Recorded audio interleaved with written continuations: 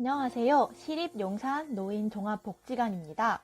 이번 영상은 어르신 건강정보 올바른 파스 사용법에 대해 알려드리려고 합니다.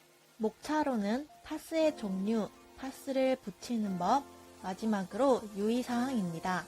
첫 번째, 파스의 종류입니다.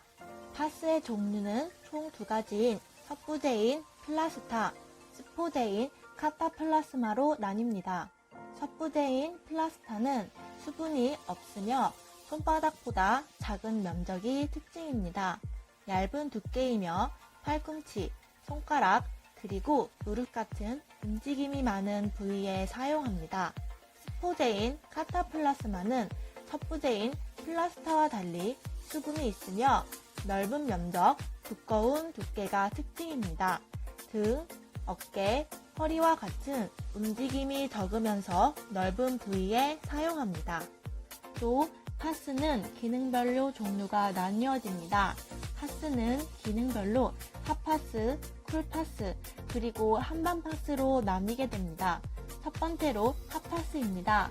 핫파스는 뜨거운 자극으로 혈관을 확장하여 소염 진통제 성분 흡수를 돕습니다.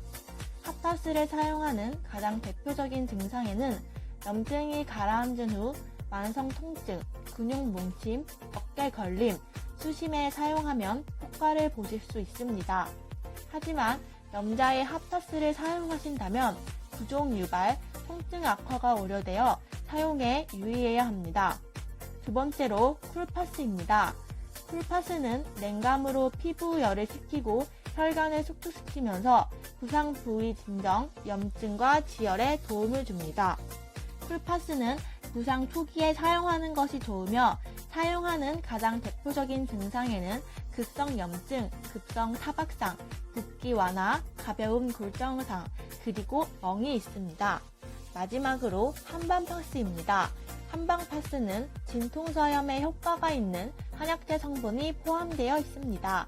한방파스는 척추 디스크, 관절염 등 근골격계 통증 완화, 그리고 어혈 제거에 도움을 줍니다. 두 번째, 파스 붙이는 법입니다. 파스는 다르게 붙이는 법이 있는데요. 각 부위별 올바르게 파스 붙이는 방법을 소개해 드리고자 합니다. 목 뒤에 파스를 붙이실 경우 10개 붙이는 것이 아닌 2개나 한 장을 반으로 자른 후 목덜미 좌우 세로로 붙여줍니다. 어깨에 파스를 붙이실 경우에는 양쪽 어깨 정중앙에 붙이셔야 합니다. 허리에 파스를 붙이실 경우에는 2장이나 한 장을 반으로 나누어 척추를 중심으로 좌우로 세로로 붙여야 합니다. 팔꿈치에 파스를 붙이실 경우 팔꿈치는 파스가 잘 붙지 않은 부위이므로 팔이 접히는 안쪽에 붙이는 것이 좋습니다. 손목에 파스를 붙이실 경우 손등이 보이는 쪽이 아닌 손바닥이 보이는 안쪽에 붙여야 합니다. 무릎에 파스를 붙이실 경우 앞쪽 무릎이 아니라 뒤쪽 오금에 붙이는 것이 좋습니다. 발목에 파스를 붙이실 경우 복사뼈 기준으로 위아래로 파스를 붙입니다. 마지막으로 파스를 붙일 때 유의사항입니다. 첫 번째, 파스 사용 시간을 지킵니다. 파스 사용 시간은 평균 12시간 정도이며 정확한 시간은 설명서에서 확인하실 수 있습니다. 사용 시간 이후에는 효과가 떨어지며 땀띠와 피부염 등 부작용이 생길 수 있습니다. 두 번째, 사용하기 전 파스에 함유된 성분을 확인합니다. 비스테로이드성 소염 진통제는 천식 발작을 일으킬 위험성이 있으므로 이전에 천식을 앓은 적이 있다면 사용하지 않는 것이 좋습니다. 목열감을 주는 핫파스 같은 경우 사용한 부위를 핫팩이나 전기 담요로 따뜻하게 하면 화상을 입을 수 있습니다. 세 번째, 파스를 붙일 땐 붙일 부위를 확인해야 합니다. 파스를 붙일 부위는 깨끗하고 건조한 상태여야 하며 붙인 부위에 찜질하는 행위는 자제해야 합니다.